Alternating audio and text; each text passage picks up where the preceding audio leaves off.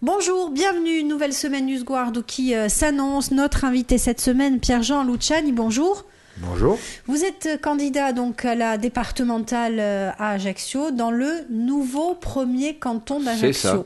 Alors vous allez nous expliquer un petit peu ce nouveau Alors, premier le nouveau canton. premier canton, il englobe toute la vieille ville en partant de ce qu'on appelle en ajaccien la Gravate, qui arrive en droite ligne en passant par le bord de mer jusqu'à Capoliveno. En revenant sur nos pas, on remonte jusqu'à la grotte Napoléon. Ensuite, on descend le cours Général Leclerc, cours Grandval. On arrive rue Maréchal Ornane et on monte jusqu'à l'hôpital. Voilà, donc quand même un canton... Un gros canton. Je crois que c'est le plus gros canton d'Ajaccio. Qui avec concerne... ses 8200 et quelques inscrits. Inscrits, et donc... 14 000 habitants. Effectivement, donc un canton important sur ce secteur. Alors Pierre-Jean Luciani, donc on va parcourir l'actualité de ces derniers jours et de ces dernières semaines en Corse en votre compagnie. On va écouter ce matin une première interview que vous allez commenter ensuite. C'est l'interview du docteur François Pernin, qui est le président de la CLE, la coordination de lutte contre l'exclusion, un sujet que vous connaissez bien, la précarité, le social. Il lance justement un appel aux candidats au départemental. On l'écoute et on vous retrouve après. Un appel à tous ces citoyens qui ont le courage de vouloir devenir de nouveaux élus, car ce qu'on en a besoin, et c'est pas facile, des candidats à départemental, c'est-à-dire les anciennes cantonales, au Conseil général. Et le Conseil général est un acteur éminent de l'action sociale, de par ses actions obligatoires. Donc ce que nous voulons dire, nous, c'est très simple. La pauvreté est une réalité, elle est structurelle, elle augmente. Et si elle augmente, c'est parce que ce que nous faisons ne suffit plus. Donc quelle nouvelle gouvernance allez-vous mettre en place au niveau des conseils généraux? Avec qui allez-vous vous associer pour mieux réfléchir? Qu'allez-vous donner comme meilleure transparence dans la distribution des aides? Et sur les urgences telles que le logement et l'aide aux plus démunis, qu'allez-vous faire? En sachant que ce n'est pas une question neutre, c'est posé par des gens de terrain crédibles et qui sont prêts à répondre à leur invitation. Alors, justement, Pierre-Jean Luciani, beaucoup de questions dans Vaste débat. Vaste débat, effectivement, avec le docteur François Pernin qui interpelle le candidat que vous êtes, au même titre donc que les autres, sur ces questions de la précarité. Qu'est-ce qu'on peut faire aujourd'hui dans la situation? Tout d'abord, un point sur la précarité, vous qui êtes président de la maison départementale du handicap, qui présidez également la commission... Non, J'ai présidé. Voilà, qui vous avez présidé la commission... Pendant pas mal d'années, et je connais le sujet, je dirais presque par cœur, puisque j'ai été confronté à ces problèmes pendant des années, et je suis toujours confronté, puisque, faisant partie du Conseil général, étant vice-président sortant, il est certain que je connais le problème de la précarité, et en Corse du Sud, et en Corse et à Ajaccio particulièrement. Il est certain, comme le dit le docteur Pernin, que la pauvreté existe, la précarité existe, elle est là, elle ne frappe même plus à nos portes, elle est quotidienne. Donc il est certain que le Conseil général, qui consacre une grosse partie de son budget, je crois que c'est environ 70 millions d'euros, en gros, de tête. Qu'est-ce que l'on fait? Tout le monde le sait ce que l'on fait. Quand une personne qui est en déshérence ou qui a besoin d'aide sociale ou autre, qui est précaire, frappe à la porte des assistantes sociales du département. Nous ne sommes que des élus qui sommes en commission et qui regardons les dossiers en dernier ressort sur le problème que nous posent les assistantes sociales ou les médecins ou toute autre personne qui a affaire dans ce domaine. Alors justement, ce domaine, c'est la grosse partie du budget des départements, des conseils généraux aussi. Est-ce que vous avez souffert, on entend beaucoup parler donc d'un transfert de compétences important, y compris dans le domaine du social, mais pas forcément les transferts de fonds de l'État. Cette compétence, les départements, jusqu'à ce qu'ils existent, garderont cette compétence. Mais je pense que le problème du social, il est humain et en même temps, il est général, parce que toutes les personnes qui s'occupent du social, que ce soit les élus du département et des autres collectivités, sont confrontées à ce grave problème. Le docteur Pernin a raison, mais que faire devant ce problème, je dirais pas insoluble, parce que s'il est insoluble, ça veut dire que on baisse les bras. Non. Il y a des commissions, il y a des règlements. Au Conseil général, nous avons un règlement, nous avons établi un règlement. Lorsque j'y étais, j'ai fait voter un règlement. Il n'est pas draconien, mais on ne peut pas aider les gens tous les jours et même plusieurs fois dans l'année parce que nous n'avons même pas les moyens. Donc il y a les associations qui prennent le relais. Ces associations, nous les aidons, puisque je crois savoir que l'enveloppe de 2015 se montera à 220 000 euros pour les associations qui vont faire la demande. Donc, la couverture, elle y est. Est-ce qu'elle est assez importante ? Ce n'est jamais assez important. Mais que faire devant ce problème-là ? Lorsque quelqu'un est en déshérence et qu'il vient frapper à la porte ou des associations ou du Conseil général, il y a des commissions qui existent, il y a des moyens qui existent. On essaie de faire le mieux que l'on peut avec, comme je vous dis, un réseau d'assistantes sociales qui est très important, puisqu'il y a quand même 3 circonscriptions d'action sociale sur le département. C'est un sacerdoce, ce sont des femmes qui sont quotidiennement sur le terrain, le docteur Pernin doit le savoir, qui sont au service de ces personnes-là, des plus précaires. Est-ce qu'au fur et à mesure de votre action au sein du social, du Conseil général, vous avez vu cette précarité augmenter ou est-ce que... Je l'ai vu augmenter, hélas, d'année en année, parce que le gros problème, c'est aussi la perte d'emploi ou le non-emploi, les familles monoparentales qui n'arrivent pas à élever leurs enfants dans de bonnes conditions, le manque de logement, parce que lorsqu'on n'a plus d'emploi ou lorsqu'on est à la recherche d'emploi ou qu'on est une famille monoparentale ou qu'on souffre du problème existentiel, c'est sûr qu'on n'a pas trop les moyens. Alors c'est vrai qu'il y a 3 organismes, il y a l'Office départemental d'HLM, il y a l'OJIREM et Irilia, mais je crois qu'ils sont dépassés par les événements parce qu'il n'y a pas assez de construction par an ou pendant la période électorale, enfin du moins les 6 ans que l'on a à affronter. Et ça ne va pas s'arranger là avec le... Oui, je pense qu'il y a quand même... l'Office de l'Habitat, Irilia et l'OJIREM vont construire quand même pas mal de logements. Bon, maintenant, vous savez très bien que nous avons eu un problème avec le PLU. Avec le PLU. Le PLU. Et donc, on est en train de le régler. Mais je pense que si dans l'année 2015, ce problème est en partie réglé, la construction va être relancée. Vous avez reçu le questionnaire du docteur François Pernin en tant que candidat ou pas ? Non. Donc, on attendra donc de je voir. Je l'ai écouté, voilà. Je lui réponds, je le connais, il me connaît, il sait qui je suis, il sait ce que représente le département avec ce que je viens de dire, les assistantes sociales. Que puis-je dire d'autre ? Oui, on peut se...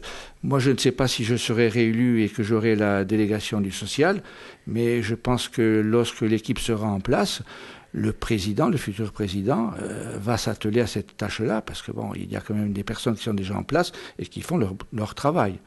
Je ne citerai pas les noms, mais tout le monde les connaît. Merci beaucoup Pierre-Jean Luciani. On va se retrouver demain avec un nouveau thème d'actualité.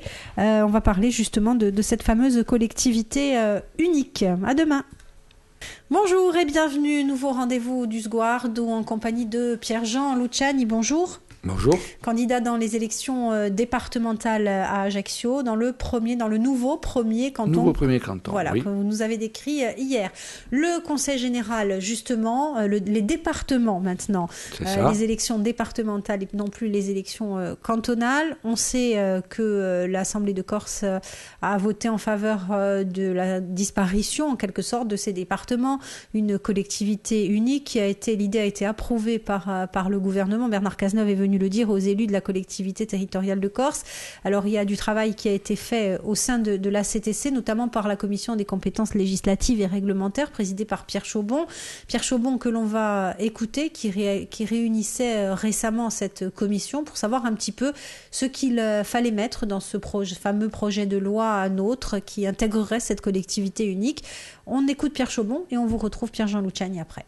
Le législateur met en place des dates pour la mise en œuvre de cette collectivité unique, 1er janvier 2018, élection à la fin de l'année 2017. Donc ça, c'est, si j'ose dire, acquis, mais ce sera acquis quand la loi sera promulguée. Pour le moment, ça ne l'est pas parce qu'il y a encore le Sénat, et puis ça revient à l'Assemblée, et puis éventuellement le Conseil constitutionnel. Donc bon, vous voyez bien que c'est un parcours. Quand la loi sera promulguée, le principe sera posé, les dates seront acquises. Maintenant, ce dont on va parler, c'est le contenu de cette collectivité unique.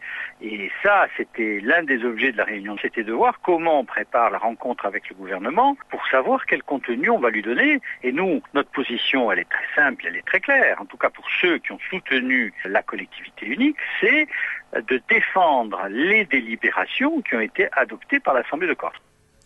Alors Pierre-Jean Luciani, tout d'abord, sur cette collectivité unique, où il y a une petite différence avec Pierre Chaubon peut-être, c'est sur le calendrier. Moi, j'irai au fond du problème et non pas dans le calendrier. Je suis conseiller général depuis 14 ans. Je connais le fonctionnement des conseils généraux, des futurs conseils départementaux.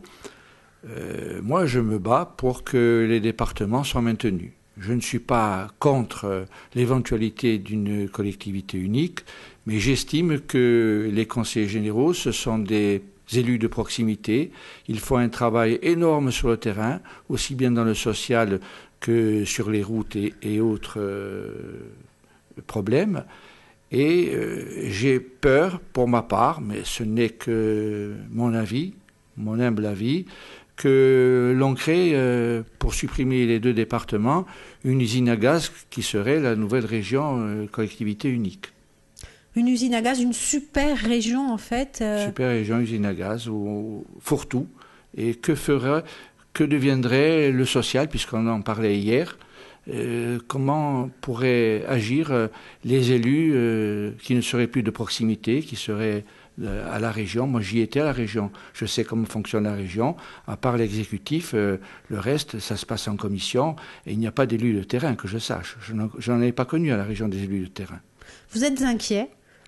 Je suis inquiet sur le devenir des départements et surtout des personnes dont on parlait hier, de la précarité et aussi du devenir des routes dites d'intérêt régional départemental, parce que c'est un vaste problème. Concernant les personnels, on a vu les personnels de ces départements 4 000. Justement manifester leur inquiétude face à ça. Il faudra caser 4 000 personnes.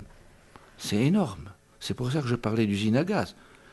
Je ne sais pas, moi, je m'interroge. Vous pensez que ça ne pourra pas être intégré, une refonte ? Pas aussi rapidement, en tout cas.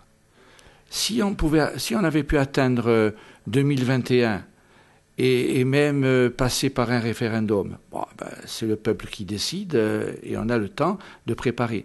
Dans la précipitation comme ça, j'ai bien peur que ça se fasse mal. Qu'est-ce qui pourrait advenir de ces employés départementaux ?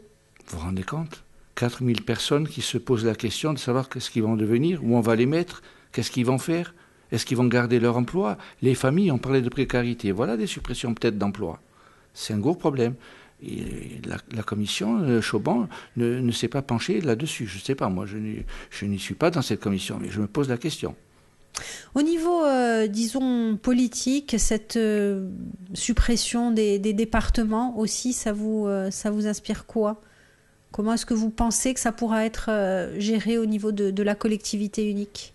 Mais voilà, je viens de vous répondre. J'ai bien l'impression que si on va au terme de cette loi, ça ne crée une usine à gaz où les élus vont avoir fort à faire pour régler ce problème.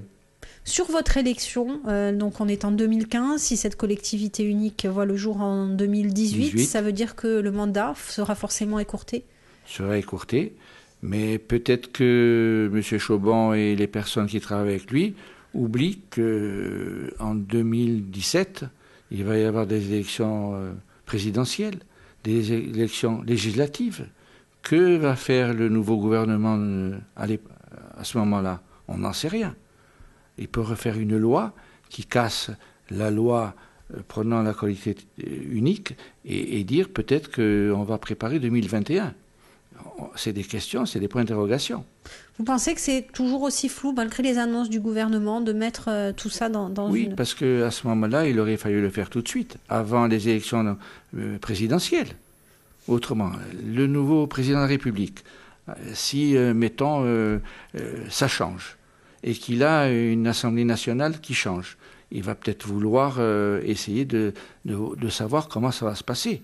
Il va se donner peut-être le temps. Alors, point d'interrogation. Point d'interrogation. Oui. Justement, cette suppression des départements, c'est un des aspects de votre campagne aussi ou pas du tout? On reste vraiment sur une... Non, on n'en a pas fait notre thème principal parce qu'on ne veut pas politiser à fond la campagne électorale. La campagne électorale, c'est un homme et une femme qui se présentent devant les électeurs avec un programme établi pour défendre leur canton, sans plus. Si on va aller chercher la collectivité unique ou la suppression des départements, on politise trop l'affaire et à la limite, je ne pense pas que les électeurs et les électrices, ce n'est pas un référendum, les élections départementales. Donc laissons aux électeurs des départements choisir leurs candidats, hommes et femmes, parce que vous savez que maintenant ce sont des binômes, et puis on aura le temps d'en rediscuter lors de la prochaine assemblée du conseil départemental.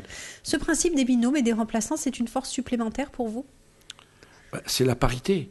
Donc c'est une bonne chose. Et on y adhère totalement, puisque chacun fait campagne avec un binôme, que ce soit un homme ou une femme. Et donc au département, nous aurons donc bientôt 11 conseillers départementaux hommes et 11 conseillers départementaux femmes. C'est une bonne chose. 2 petits mots sur votre binôme, justement. Alors, mon binôme, il s'agit de la conseillère générale nouvelle, peut-être départementale, Madame Aguitela Pietri-Mistre, qui se représente dans son canton. Et moi, comme j'étais représentant de l'ancien 2e canton, je me suis agrégé à Madame Pietri-Mistre pour pouvoir prétendre à être le nouveau candidat ou le nouvel élu de ce canton. On espère que les votants, en fait, vont s'y retrouver un petit peu dans cette refonte des cantons, parce que c'est pas évident. On a vu notamment en Haute-Corse où c'était très compliqué, les déplacements de bureaux de vote.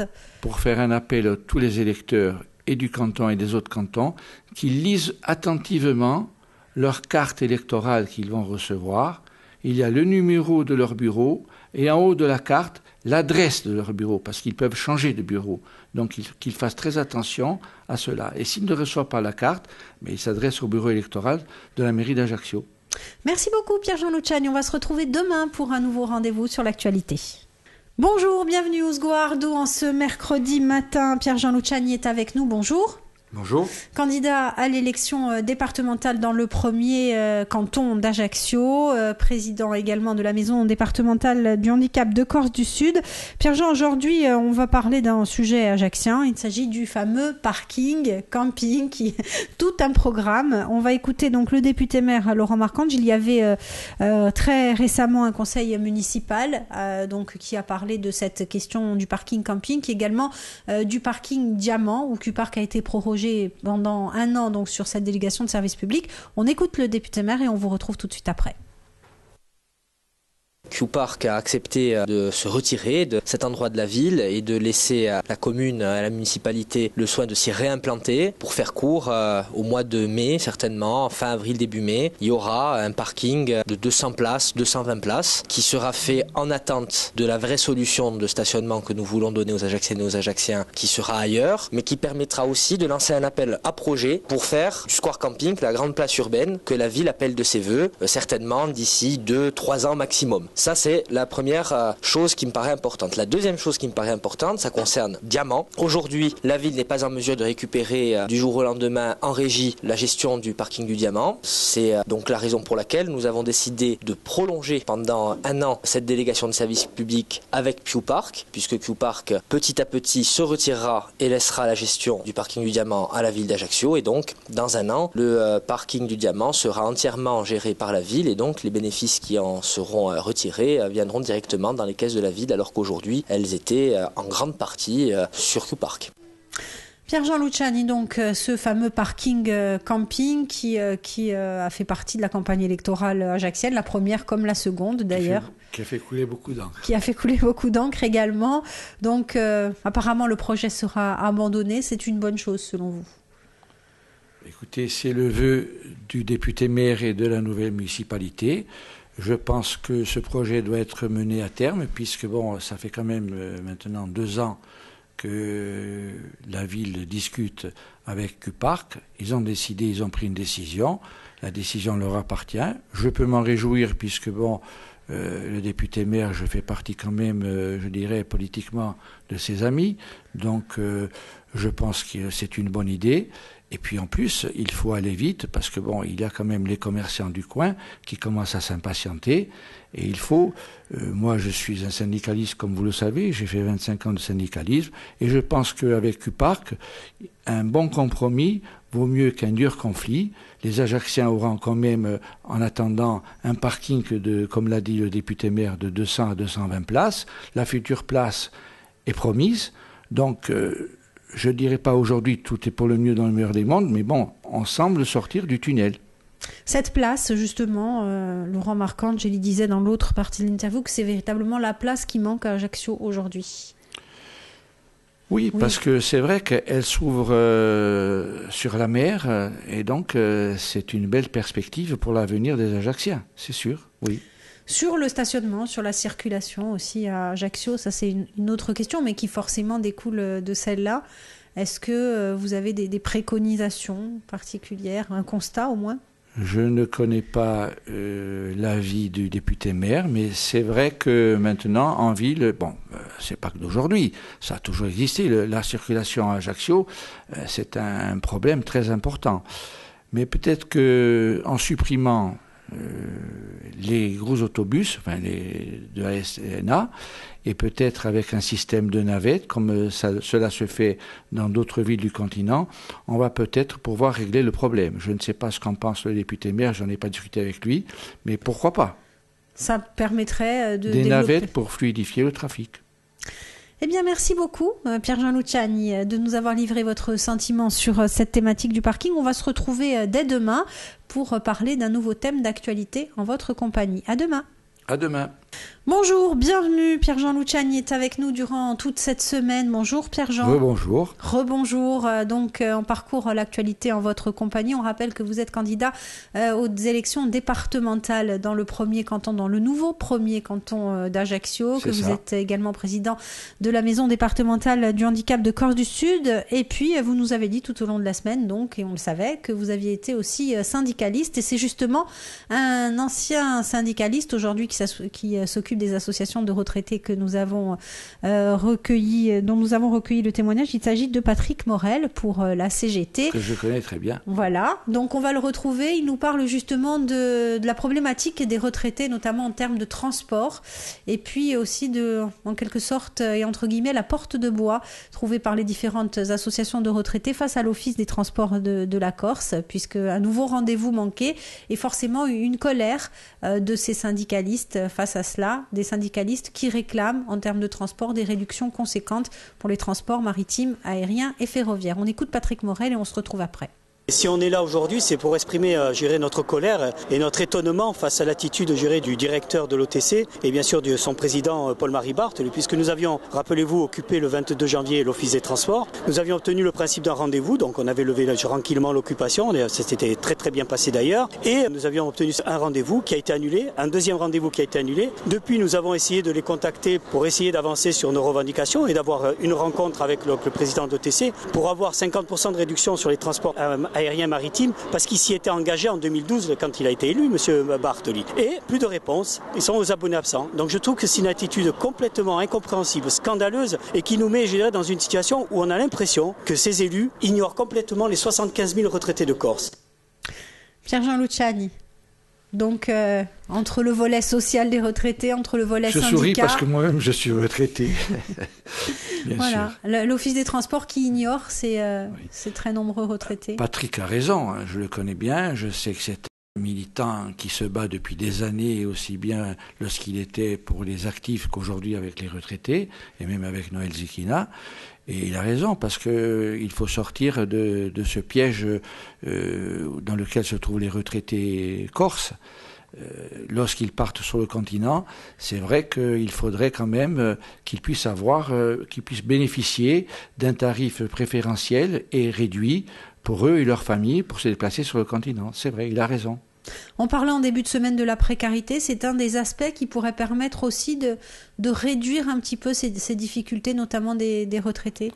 Oui, bien sûr, parce que les retraités, comme vous le savez, leur pension est bloquée. Et il n'y a plus de... Aujourd'hui, on n'augmente plus les pensions des retraités.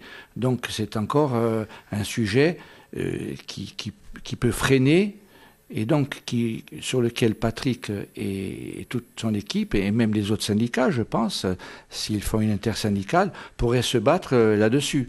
Et non pas la seule CGT. Si Patrick m'entend, il pourrait faire une intersyndicale. Il y avait beaucoup de syndicats. Hein, il y avait beaucoup de syndicats, voilà, qui étaient présents.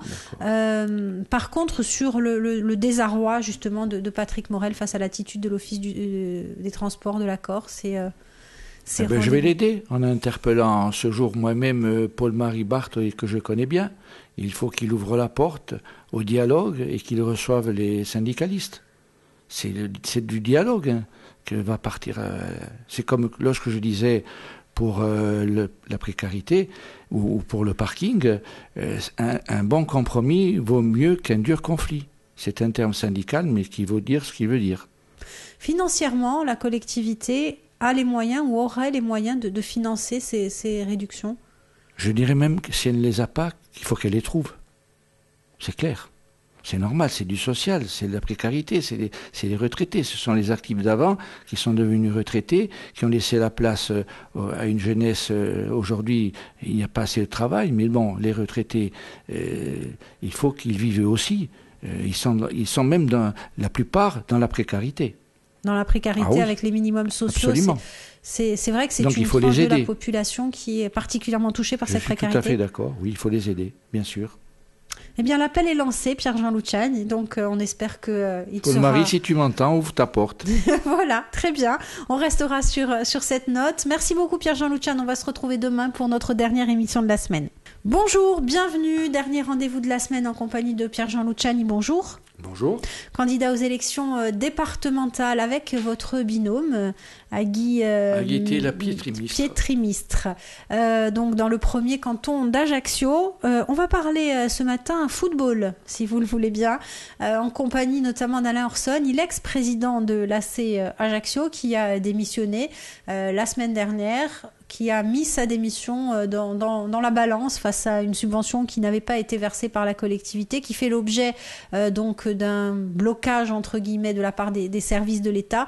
Alain Orson, il pense que tout cela est lié à sa personne et donc il a remis sa démission.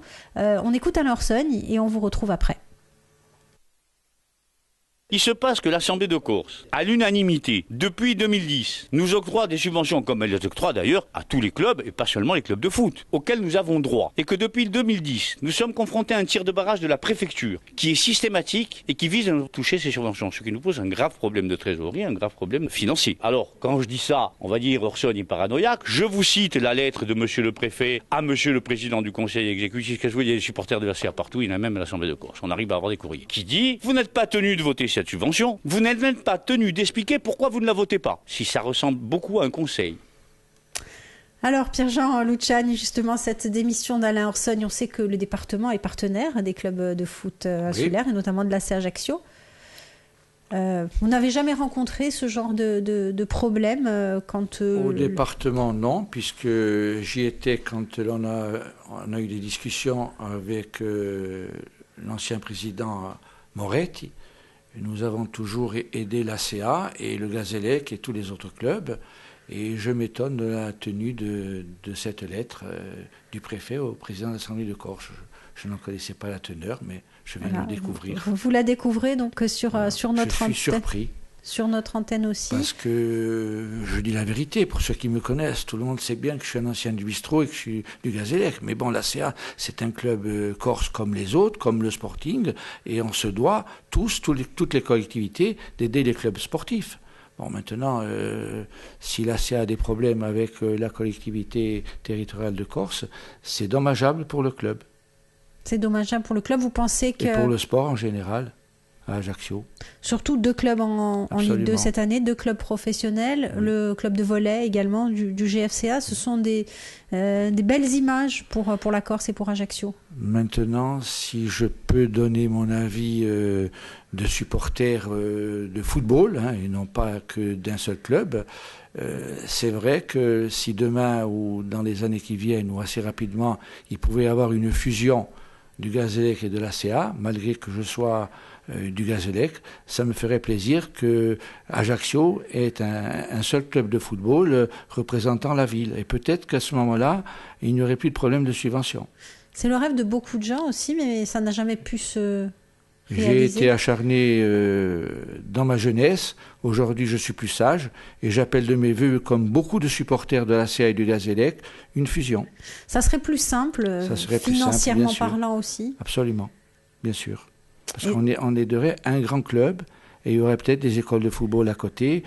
Chacun pourra garder son identité ou son entité, mais au moins on aura un club phare comme là Bastia avec le Sporting. Avec le Sporting Club de Bastia, effectivement. Voilà. Sur la politique sportive du département, donc il y a cette aide au club professionnel, il y a aussi de l'aide au sport amateur aussi. Ça fait partie des compétences.